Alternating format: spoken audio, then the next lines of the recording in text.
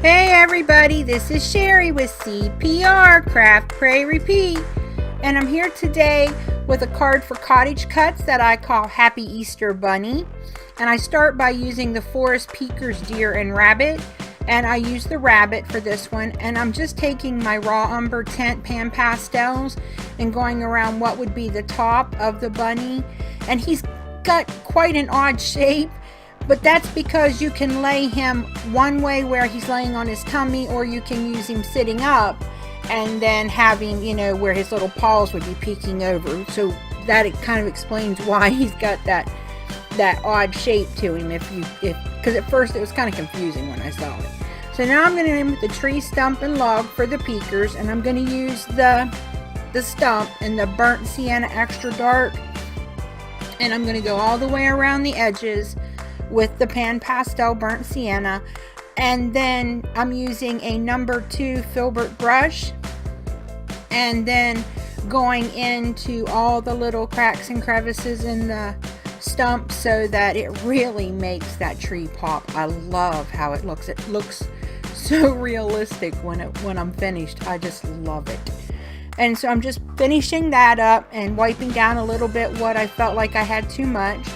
Chromium oxide green shade is for the leaves here, and I'm just putting it for the veins in the center and the little veins that shoot off from the side, just to give a little bit of accent to those smaller features in the leaves. So not a lot of work there. And then I'm just gluing them onto the stump with my art glitter glue, which you guys know is my favorite.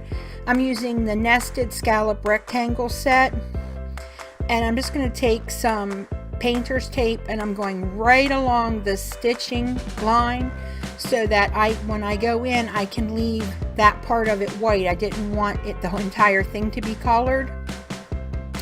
So I'm going to get out my chromium oxide green shade and go across the bottom for the grass, and then my phthalo green tint, which it's blue. I asked, I checked, it's blue. It's a real pale blue and it's pretty. I don't know why it says it's green, but it's blue. So that becomes my background.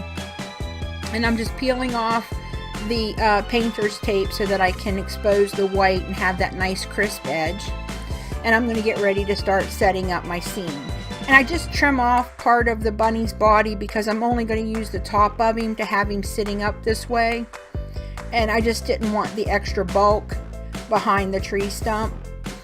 Using my art glitter glue again to put everything down. That glue seems a bit pricey, but it lasts forever because you don't have to use a lot.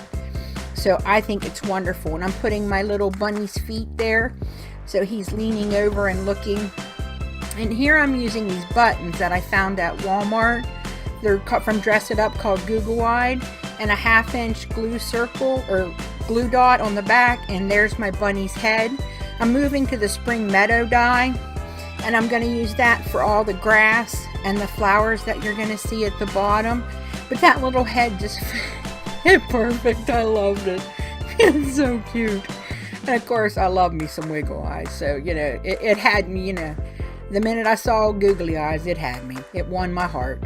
And so I just went over the top of the greenery with Mowed Lawn Distress Ink, and now I'm putting in the little flowers. It's got 3 or 4 different sizes, I can't remember, of flowers that cut out with this die. So there's a lot that you can use, and different sizes depending on, you know, what you would need for whatever project you're using it with.